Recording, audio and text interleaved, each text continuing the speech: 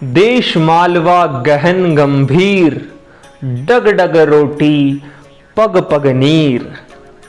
लोक कलाओं के रस से सराबोर मालवांचल हमेशा समृद्धिशील रहा है।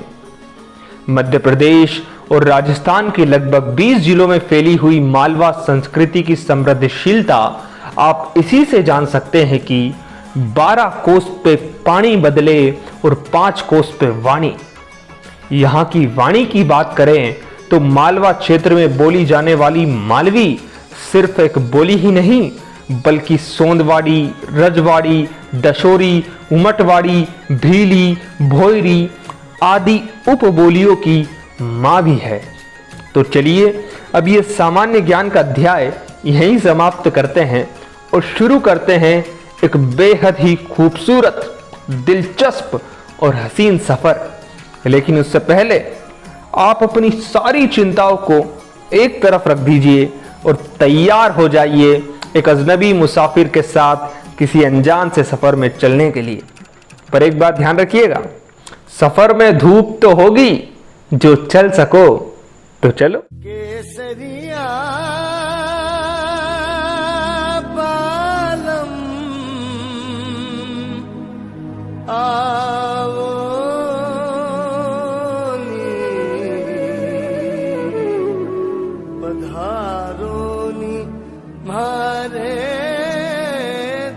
जी नहीं, हम राजस्थान नहीं जा रहे हैं। हम जा रहे हैं मध्य प्रदेश का राजस्थान कहे जाने वाले राजगढ़ जिले में। और यहाँ पर हमारा पहला पड़ाव होगा एक खूबसूरत सा गांव जिसका नाम है सोमकाशी पीपल हेला। गांव में प्रवेश करते ही सबसे पहले हमारी नजरें बांधी वहां के मंदिरों ने और हमें लगा कि शायद ये मंदिर ही है जो गांव वालों को एक परिवार के सूत्र में बांधकर रखते हैं। इसलिए क्यों ना इस सफर की शुरुआत इन्हीं से की जाए। पर चूंकि विद्यालय को मंदिरों में सबसे श्रेष्ठ माना गया है, इसलिए हम सबसे पहले पहुंच गए विद्या मंदिर, शासकीय हाई स्कूल पीपल हेला।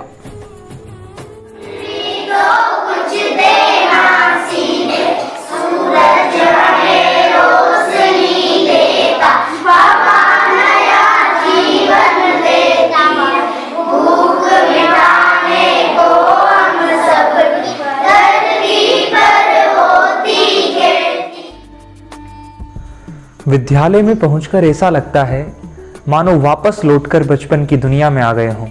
पुरानी यादें ताजा हो जाती हैं। तो सही 1/2 बोल रहे हैं ना अपन। हाँ। इसको बोलते हैं अपन, क्या बोलते हैं? मिस्र में। क्या बोलते हैं? मिस्र में। जब हमने विद्यालय के शिक्षकों से सोमकाशी के इतिहास को जानने की इच्छा जाहिर की तो उन्होंने हमें पेंटर साहब से मिलने का सुझाव दिया। फिर क्या था, हम वहां से निकलते ही पहुंच गए पेंटर साहब से मिलने।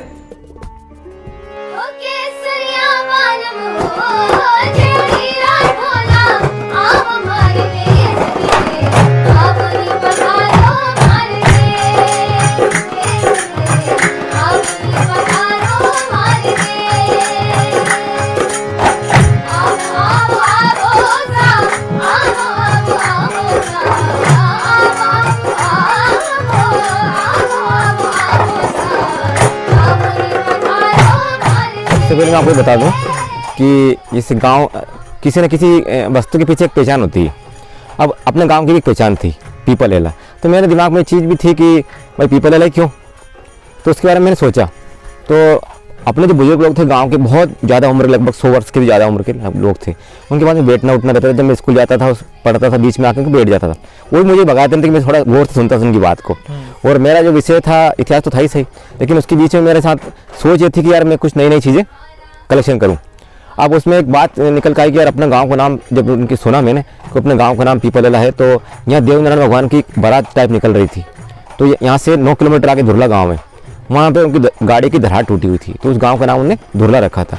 और गायें साथ में थी उनकी बारात के, तो गाय निकल गई थी ब्यावरा। तो उन्होंने पीपल पे पेड़ के ऊपर चढ़े और वहाँ से आवाज़ निकाली कि भैया गाय को आगे मत निकालना, गाय ब्यावर पड़ गई है। और देवनारायण भगवान ने आवाज़ दी जोर से ताकि वो ब्यावर तक सुना जाए तेज आवाज़ में। उस टाइम पे कोई साधन नहीं थे, मोबाइल सुविधा नहीं थी, टेलीफोन नहीं था, कोई तार नहीं थे, तो सिर्फ आवाज़ देके लोगों को बुलाते थे। इस हिसाब से इन गाँव का नाम पीपलेला रखा। अब 400 वर्ष पहले क्या था, इतिहास था कि मुगलों का शासन था। 1700 के बाद तो अंग्रेज आ चुके थे, लेकिन ये मुगल शासन करते थे। अब मुगलों ने अपने देश को, ये देश पहले प्रजातंत्र नहीं था, देश था हिस्सों में बटा हुआ, रियासतों में बटा हुआ। सीहोर रियासत, नरसिंहगढ़ स्टेट बोलते उनको आज अंग्रेजी भाषा में, लेकिन पहले रियासत बोलते थे, रियासत। और राजगढ़ रियासत। तो रियासतों में उनकी जमीन के ऊपर उनके निशान बने हुए थे कि यहाँ से अपनी, इसका यहाँ टैक्स मुझे लेना है और यहाँ से हिस्सा मेरा है। इस हिसाब से राजाओं का स्टेट था। अब हिस्सों में बटा हुआ था गाँव, तो ये अपना आता था राजगढ़ स्टेट में अपना गाँव पीपलेला। अब यहाँ राजगढ़ दरबार ही राज करते थे, वही यहाँ तहसीलदार वही पटवारी थे, उनके पहले कोई कोड नहीं थी, सब उनका हुक्म चलता था। तो यहाँ जो समाज रहती थी पीपलेला में, वो समाज थी सवाई सेंगर समाज, जो आज की वर्तमान सेंगर समाज हो, तो सवाई सेंगर बोलते थे उनको। अब वो थोड़ी बदमाश नजरिया था उन लोगों का, बदमाश थे और पहले शिक्षा से दूर थे लोग, तो बदमाश होना तो स्वाभाविक था। जो जानकारी रहती नहीं आदमी को, तो बदमाश रहना है, अब शिक्षा से दूर। तो बात हुई कि वो लोग क्या करते थे, जब राजा महाराजाओं का टैक्स, जैसे किलेदार लोग और सूबेदार लोग रहते थे, उनके राजाओं के छोटे मंत्री वगैरह, वो टैक्स लेने आते थे गांव में, तो जी यानी कि कर। अब कर वसूलने में वो कर नहीं देते थे, बदमाशी करते थे, उनको मारपीट भगाना। तो वो राजा, उनके यहाँ के जो राजा थे राजगढ़ दरबार, वो भी परेशान थे उस समाज से। अब परेशान होने के कारण उनको भी अच्छा नहीं लगता था। अब किसी व्यक्ति, जैसे मान लो कोई स्वाभिमानी व्यक्ति और उसका अपन सम्मान गिराएंगे, बुरा लगेगा उनको, तो वो भी उनको भी चिढ़ थी उनसे, सीधी सी बात। तो यहाँ अपने राजस्थान से गंगवाड़ा गोत्र के लोग पीपलेला में आए।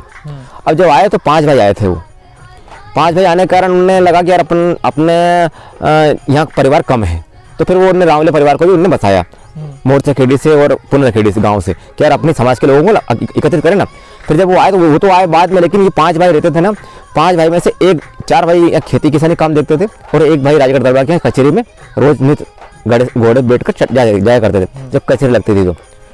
और उसके बाद कचहरी में जाना और आना, तो उनकी एक पहचान बन गई थी राजगढ़ दरबार में। तो उनने क्या, इनके राखी ताका हो गया था, दरबार की घरवाली ने इनको राखी बांधी थी, भाई बना लिया था, तो और जाना होना। फिर इनकी धीरे धीरे भाई तुम आते कहाँ से, वो पहचान बनाई कि हम पीपल गाँव से आते हैं, वहाँ इस प्रकार के लोग रहते हैं। तो उनकी यार उनसे हमें नफरत है, दरबार ने बोला तो एक काम करो, तुम किस तरह नफरत है आपको, तो नफरत के साथ में क्या करें, किया जाके उनको भगाओ यहाँ से।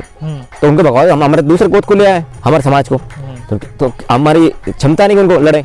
तो काम करो, राजगढ़ दरबार ने वहाँ से सेना भेजी जो घोड़े बैठ गई थी, वहाँ की 10-8 लोग, जो उस टाइम की टोली मान लें, वो टोली आई। फिर यहाँ के कुछ लोगों ने हथियार बनाए और हथियार की व्यवस्था करके उनको सबका कत्लेआम कर दिया।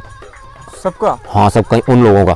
फिर उनकी जो छतरी बनाई उनकी यादाश्त में, वो बारो नदी पे आज भी वर्तमान आप देख सकते हैं, बारो नदी पे है वो। मतलब युद्ध जैसा हुआ? हाँ, युद्ध जैसा, जैसे कौरव पांडव जैसा।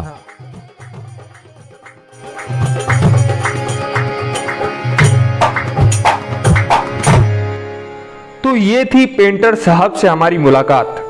हालांकि उनके प्रवचन काफी लंबे रहे, लेकिन आपकी सेहत का ध्यान रखते हुए हमने आपको ये इतिहास का घुट बहुत ही कम मात्रा में दिया। तो चलिए अब आगे की ओर बढ़ते हैं। जय श्री राम। अच्छा, शिवनारायण जी का घर कहाँ पर है? शिवनारायण जी का घर यहाँ उनके पुत्र के आगे दुकान है, बबलू टेलर साहब की।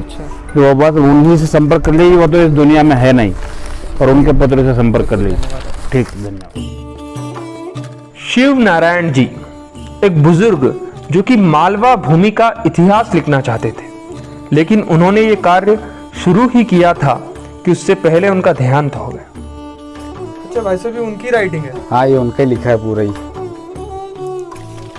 मतलब ये क्या देवनारायण की कथा है? हाँ, भगवान देवनारायण की कथा है ये पूरी, इसमें गांव का प्रसंग है इसके अंदर। इस छोटी सी कामयाबी के साथ अब हम जाने वाले हैं सौम्य काशी के एक और विद्या मंदिर, जहां एक बेहद ही रोचक गतिविधि हमारा इंतजार कर रही है, जो कि हमारे सफर में मील का पत्थर साबित हुई।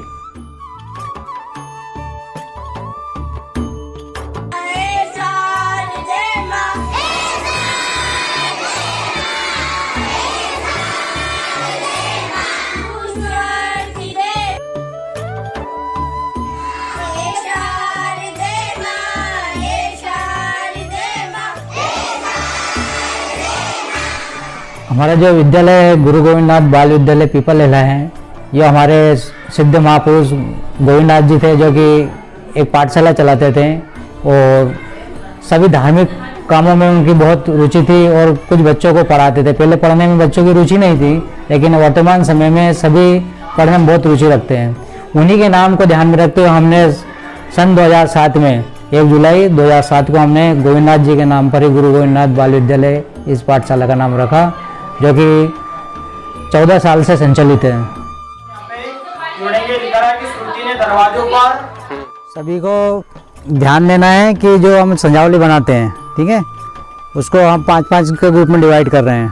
तो आपको 5-5 लोगों को होना है और जिसकी अच्छी संजावली बनेगी, ठीक है ना, और आपकी जो दीदी है आपका पीछे से गाइड करेगी आपको बनाने में, और जिसके अच्छी बने उसको हम पुरस्कार देंगे विद्यालय परिवार की ओर से। जी हाँ, यही है वो मील का पत्थर जिसका नाम है संजावली। अपने हाथों में गोबर लिए इन लड़कियों द्वारा जो आकृतियां बनाई जा रही हैं, इसी का नाम है संजावली। लेकिन विद्यालय में संजावली क्यों? सवाल बढ़िया, पर इससे भी बेहतरीन है इसका जवाब, जो कि विद्यालय के प्राचार्य महोदय ने हमें दिया। आप भी सुनिए, ये जवाब आपका दिल जीत लेगा। लेकिन अब समय ऐसा आ गया है कि वर्तमान समय में कि दीवारें तो पक्की हो गई है, पक्के मकान हो गए हैं, लेकिन हमारी जो संस्कृति थी वो विलुप्त होती जा रही है। इसी को ध्यान में रखते हुए हमने विद्यालय में संजावली प्रतियोगिता का आयोजन रखते हैं, जो कि संजावली आप देख रहे हैं कि दीवारों के ऊपर बच्चियां बना रही है, बहुत सुंदर तरीके से यहाँ पर बना रही हैं। और हम ये प्रतियोगिता रखते ही हैं जिससे कि बच्चों को हमारी डूबती हुई संस्कृति के बारे में उनसे परिचित हो सके, और उनको हम इसके लिए पुरस्कार भी देते हैं।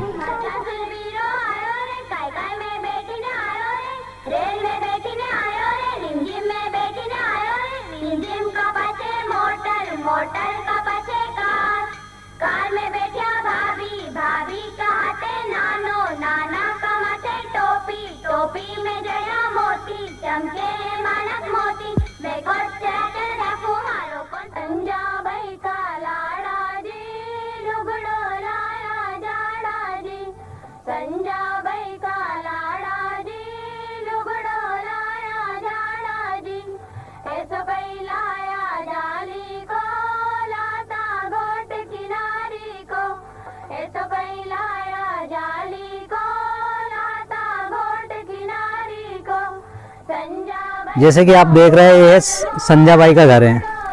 इस संजावली को हम जो हमारे बड़ा बूढ़ा आते लगते हैं उस समय से हम बनाते हैं। तो ये हमारा पूरा कार्यक्रम 14-15 दिन चलता है। उसमें बनाने के बाद में जब बड़ा बूढ़ा का हमारा विसर्जन होता है अमावस्या के दिन, उसी दिन भी संजाबाई का भी विसर्जन हो जाता है। ये पूरा एक संजाबाई का घर होता है जो कि एक प्रकृति से भी जुड़ा होता है, जिसमें पूरी चीज़ इसके अंदर होती है।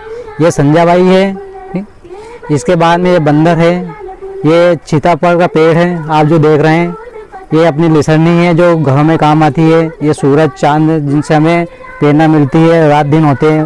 ये जो आप देख रहे हैं बीजना है जो हम हवा करते हैं। ये पंडेरी है जिसमें हम मटका रखते हैं और पानी पीते हैं। इधर आप दूसरी संजाबाई में आप देख रहे हैं ये मोर भी है इसमें।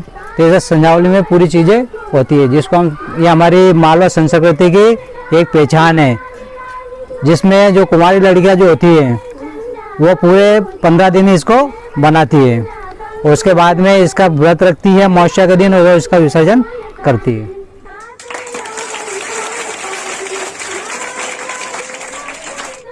संजावली देखकर और संजागी सुनकर ऐसा लगा मानो चिलचिलाती धूप में गर्मी से बेचैन किसी मुसाफिर को पेड़ की ठंडी छांव मिल गई हो। डूबती हुई संस्कृति को बचाने का इससे बेहतर प्रयास और क्या हो सकता है। कौन कहता है आसमां में सुराग हो नहीं सकता, एक पत्थर तो तबीयत से उछालो यारो।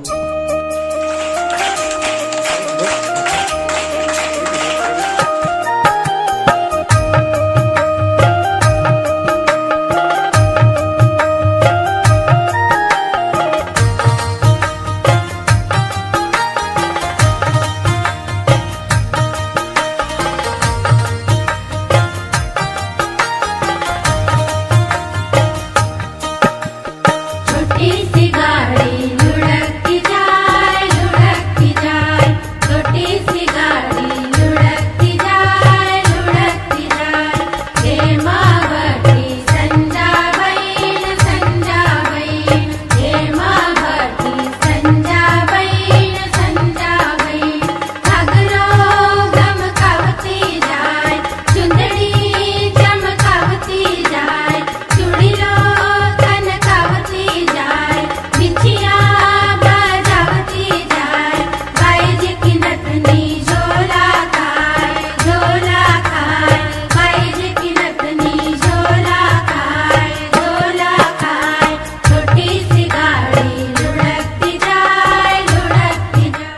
तो इसी उम्मीद की किरण के साथ विद्या मंदिर से शिव मंदिर की ओर प्रस्थान करते हैं। वही शिव मंदिर जिसके कारण यह गांव पीपल हेला से सौम्य काशी पीपल हेला बना। लगता है ये महाशय भी वहीं जा रहे हैं, तो चलिए इन्हीं के साथ दिल लगी करते हुए चलते हैं। राम राम। राम राम भैया राम राम। तो महाकाल मंदिर की तरफ कहाँ को रास्ता जा? यहाँ सब रास्ता वहीं जाके लग रहा महाकाल पे ही, कहीं से निकल अरे जाओ। वाह, क्या दार्शनिक जवाब दिया जनाब ने। लेकिन हम भी कहाँ पीछे रहने वालों में से थे। जैसे ही मौका मिला लगा दिया तीर निशाने पर। कहीं नाम है और कहीं काम से आए भैया। क्या राह में परिचय कहें, क्या राही बात? हमारा नाम है, क्या बात है। चलना हमारा काम है, चलना हमारा काम है। वाह वाह वाह वाह साहब। चलत काका जी, हाँ साहब। सही बता दो कहाँ की यही बात लगे नहीं? बिल्कुल यही बात वहीं गई महाकाल और पे। सारी बातें वही लगे तुम्हारे हाँ। चलो बेटा बैठ जाओ बैठ जाओ बैठ जाओ बैठ तो जाओ। जब तक हम शिवालय पहुंचे आपको सुनाते हैं पेंटर साहब द्वारा सुनाया गया एक बेहद ही रोमांचक किस्सा। एक बार राजा साहब युद्ध पे गए। अब उस पे गए, वो क्या बोलते हैं, आखेट खेलते थे पहले शिकार पे। तो शिकार जंगल में जाना, और ढोल बजे वाले लोग रहते थे, बहुत सारे लोग रहते थे। वो हाथी पे सवार थे, और कुछ लोग तलवार से नंगे, कुछ पाँव पाँव पैदल यात्री टाइप से पैदल दौड़ना, आवाज देना, चिल्ला शोर करना कि वो जानवर भक्के सामने आए। तो वो जब भी आते थे राजा, तो वो जो शेर था वो अपने गुफा में घुस जाता था। और अब यहाँ के जो परिवार वाले जो लोग थे, हमारे गंगवाड़े परिवार के हमारे बात साहब जो थे, वो भी गए उनके साथ में। कि दरबार से उन्होंने बोला कि इस शेर का शिकार तो मैं कर दूंगा। उनकी तुम कैसे कर दोगे? कि अगर आपका मुझे ये तलवार है मुझे दे दो तो मैं कर दूं इसका। क्योंकि उनके पास साधन नहीं थे, ये तो वैसे जाते थे आम जनता जैसे। तो उन्होंने उनकी तलवार दी राजा की, और तलवार बहुत बड़ी थी, लगभग उसमें सोने की मूठ लगी हुई थी, और 3.5-4 हाथ से भी ज्यादा लंबी तलवार थी वो। इनने सिर में एक पगड़ी बांधते थे पहले लंबी वाली, उस पगड़ी को खिलमा की पगड़ी बोलते थे राजस्थानी। वो पगड़ी को उन्होंने पूरे हाथ में लपेट लिया, एक हाथ में उल्टा हाथ में, सुल्टा हाथ में उन्होंने सीधे हाथ में तलवार पकड़ ली। अब इनका एक अनुभव था कि अगर जंगली जानवर अपने ऊपर घात लगाता है तो सीधा मुंह पकड़ता अपना, ताकि अपन दबोचे जाए उसके। तो जैसे शेर को इनने आवाज दी, और आवाज देते देते वो जो शेर निकला, ने बोला हे गंडक तू घुस जाता है हमारे दरबार में शिकार करना था, तो क्या कैसा राजा? तो उनको ये बात बुरी लगी जानवर को। वो बाहर निकला, जैसे बाहर निकला इनके ऊपर धाड़ा वो, जैसे इन्हें हाथ इनके मुंह में डाल दिया, जीवान पकड़ दी उसकी तलवार से, धड़ कर दिया।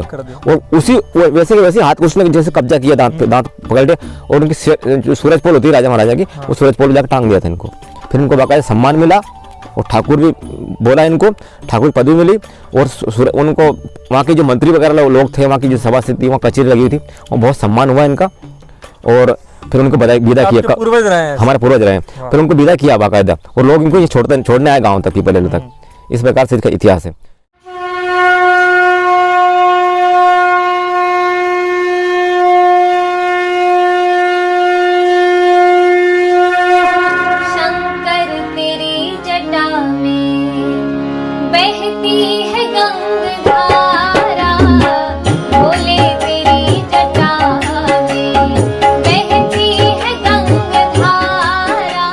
सौम्य काशी पीपल हिला की धरोहर है शिवालय।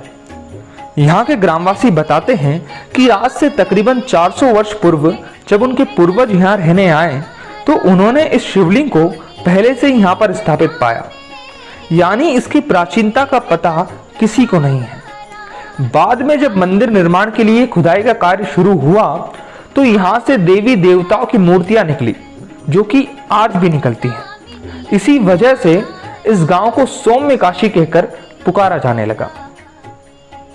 हमने सबसे पहले मुलाकात की यहाँ के पंडित जी से। बहुत अच्छी जगह आप आए हैं। इसको नाथ जी महाराज ने इसको सदगुरु आश्रम में नाथ जी महाराज रहते थे, परंतु इस गांव का नाम ही सौम्य काशी धाम पीपल लेला रखा हुआ है। और जिस स्थान पर आप बैठे हैं, ये स्थान अनादिकाल से है। किसी को पता नहीं किसने स्थापना की, कहाँ से क्या है, ये अनादिकाल का स्थान है। शिवलिंग के बारे में किसी को पता नहीं है, अनादिकाल से है, यही स्थापना है उनकी। तो यहाँ पहले तो जो नाथ जी महाराज जब यहाँ तपस्या करते थे, तो दोनों शेर उनके पास में बैठे रहते थे। ऐसा स्थान है, चैतन्य स्थान है। तो इसको सौम्य काशी धाम इसलिए कहते हैं कि जगह जगह यहाँ की जगह मूर्ति निकलती है। कोई भी दूर से 1,000 कोस दूर से लोग आते हैं, और देव महाराज की चीरे लेकर के यहाँ से जाते हैं।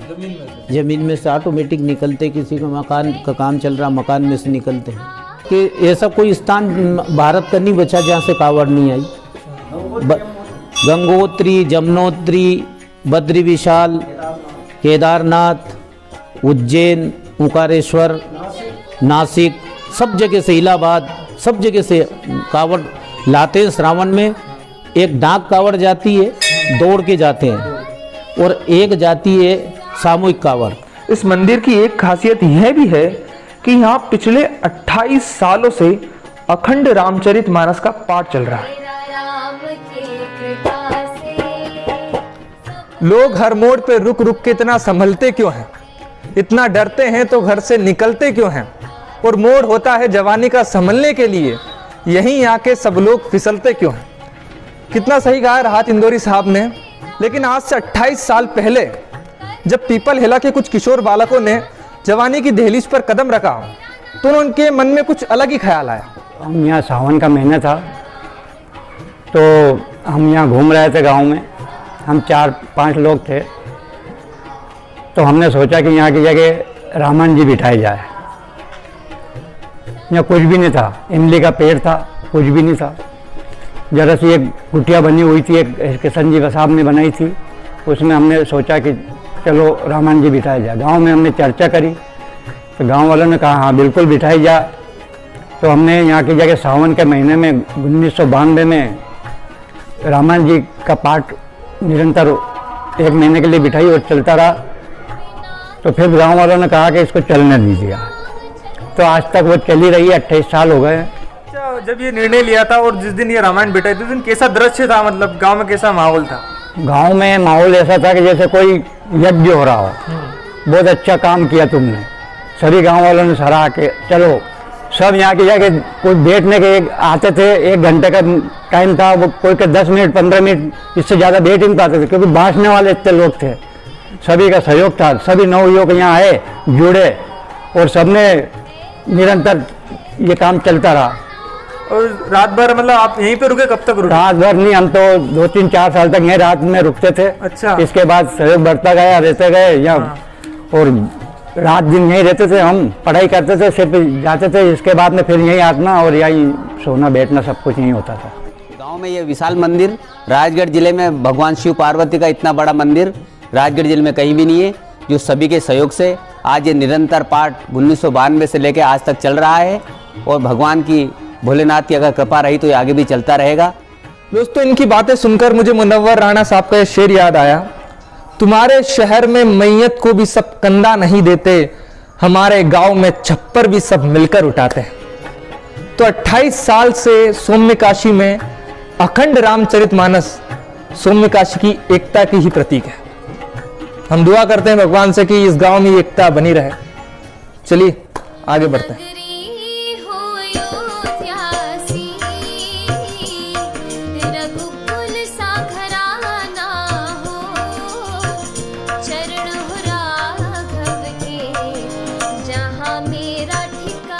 कितने अवतार हुए, कितने पैगंबर आए, जैसे कृष्ण जी, राम जी, कितने अवतार हुए, कितने पैगंबर आए, तू ना आया तेरे पैगाम बराबर आए।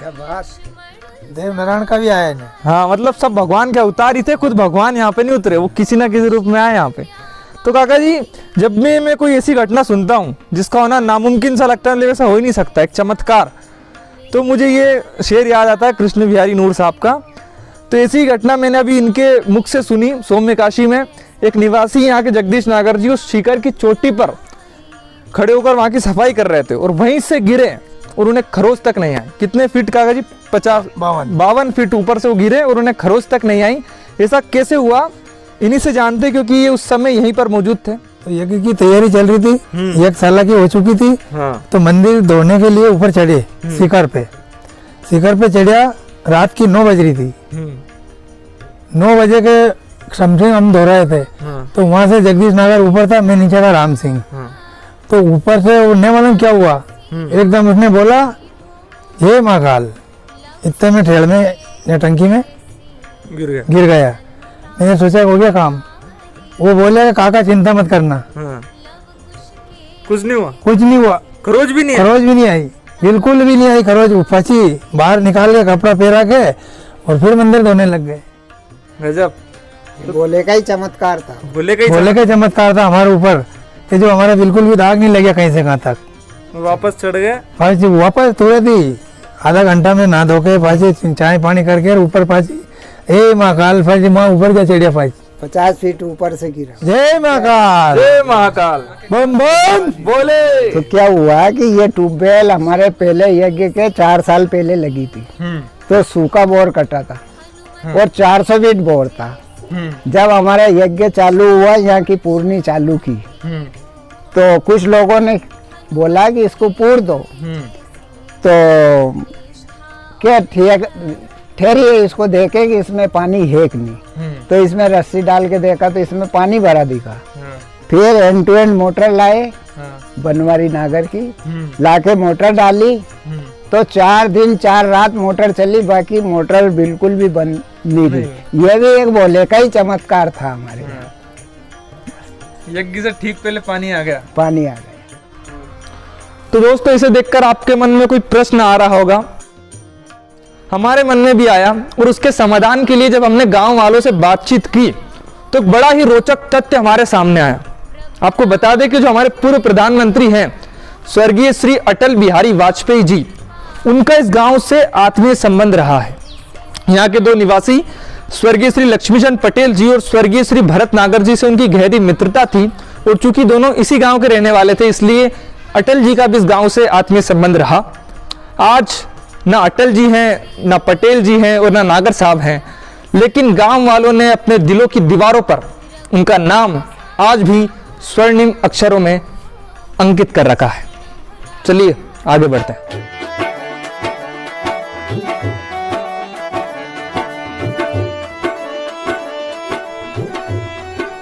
भोले का चमत्कार तो देख लिया, अब सुनील संत का चमत्कार भी देख लीजिए। अब भाई ये कौन है?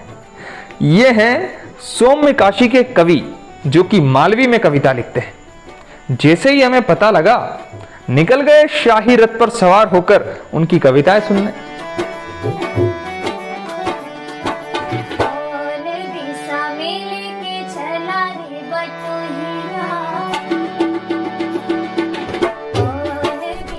पहले गांव में मस्त मेले भरते थे और मेले में बड़े मजे होते थे। हाँ, अब तो ऐसा है नहीं। पहले क्या होता था कि मेला में भाईली मिल गई, वाह, किस्मत की घड़ी बदल गई, अरे वाह, आँख्या में आँख्या गड़ गई, इतना हमें लाइटा चल गई। और लाइट जाते से सुंदरकांड शुरू कि एक हाथ फूगल और दूजा में फुफाड़ी बोले, होले होले बात के तक टाइम न गुजरता, ओ हाथ न पकड़ मस्कार बोले, भाई लके घना धन हो गया थन काल जो कुचलता, इतना हमें लाइटा आगी और अकल शकल चकरागी, वह तो जाने कटी ने भागी, बूढ़ी माई को हाथ पकड़ागी। गजब,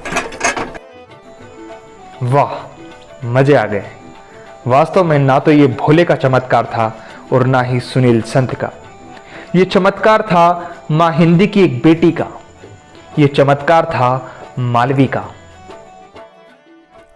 माँ अगर दुखी हो तो बंदगी नहीं मिलती, आदमी को दोबारा ये जिंदगी नहीं मिलती।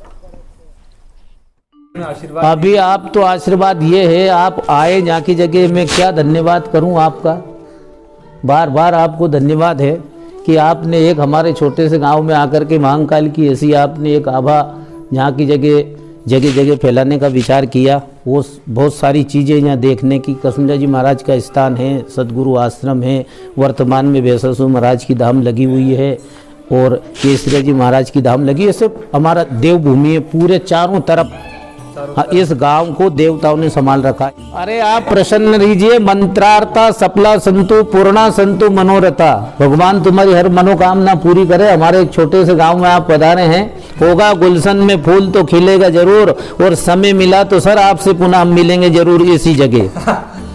क्या बात है पंडित। हाँ, आप जाइए, बहुत सारे स्थान है देखने के लिए और वहाँ देखिए। धन्यवाद है आप पधारे हैं। जय श्री राम, जय श्री कृष्णा, जय महाकाल। सौम्य काशी धाम पीपल लला की जय। सुरील संत से मुलाकात के बाद मैं वहीं शिवालय के आसपास चक्कर काट रहा था कि मुझे एक चबूतरे के पास एक बुजुर्ग लेटे हुए नजर आए, जिनके बारे में मुझे बताया गया था कि ये रोजाना 1 से 2 घंटे रामचरितमानस का पाठ करते हैं और ग्रामवासी इसलिए इन्हें प्रेम से भगत जी के कर पुकारते हैं। मैंने सोचा कि देश के सोए हुए नौजवानों को जगाने के लिए भगत जी को जगाना आवश्यक है। फिर क्या था, हम पहुंच गए उनकी नींद में खलल डालने। कलयुग केवल नाम आधारा, सुमरि सुमरि नर उतरे भव पारा। क्योंकि यह कलि काल न साधन दूजा, योग यज्ञ जप तप व्रत पूजा। काका जी बहुत ही सुंदर पंक्तियां सुनाई आपने। मतलब मैं अंग्रेजी साहित्य से बीए कर रहा हूँ। जैसे कोई सा भी प्रसिद्ध उपन्यास हुआ, कोई सी भी पुस्तक हुई, उसको हम 1 बार पढ़ेंगे, 2 बार पढ़ेंगे, ज़्यादा 10 बार पढ़ने के बाद एक बोरियत सी महसूस होने लगती है। लेकिन आप 28 सालों से रामचरितमानस पढ़ रहे हैं, मतलब आपको ऐसा कभी नहीं लगा? नहीं, हमें तो पढ़ने में आनंद आता है, क्योंकि जो भगवान की कथा श्रवण करने से जो बस कर देते हैं, ना कर देते हैं, समझ लो कि उन्होंने विशेष रामचरित का महत्व नहीं समझा उन्होंने। क्योंकि इसको पढ़ने में से रामायण तो ज्ञान गंगा है, जितने बार इसमें गोते लगाओ, स्नान करो इस मान सरोवर में, उतना ही आनंद प्राप्त होता है। तो रोज कुछ नया नया सीखने को मिलता होगा। हाँ, एक आध चुपाई और सुना दीजिए। 1-2 चुपाई और सुना दीजिए। मन संतोष सुनत कपिवानी। भगत जी को सुनते सुनते मैं एक ख्याल में डूब गया। आखिर क्या वजह है कि इतने वर्षों के बीत जाने के बावजूद लोग बाबा तुलसीदास कृत रामचरितमानस को इतने चाव से, इतने डूबकर गाते हैं, पढ़ते हैं, सुनते हैं? कारण स्पष्ट था। बाबा तुलसी ने जनता की नब्ज को पकड़ा था। उन्होंने पंडितों वाली भाषा में नहीं, बल्कि आम आदमियों द्वारा बोली जाने वाली बोलियों के मिश्रण से इस अमर काव्य की रचना की थी। पर क्या हिंदुस्तान की आधुनिक पीढ़ी यह बात समझ पाएगी कि वो चाहे कितनी भी अंग्रेज क्यों ना हो जाए, पर उसके बोलने में, सोचने में और लिखने में उतनी आत्मीयता कभी नहीं आ सकती जो उसकी अपनी भाषा में। इन्हीं ख्यालों में डूबा हुआ मैं भगत जी के मुख से रामचरितमानस का आनंद ले रहा था और सौम्य काशी में धीरे धीरे शाम का जादू छा रहा था। मानो कोई गांव की अल्हड़ बाला खेतों की मेड़ पर अपनी पायल खनकाते हुए एक रंग बिरंगी चुनरी लहराती हुई दौड़ी चली आ रही।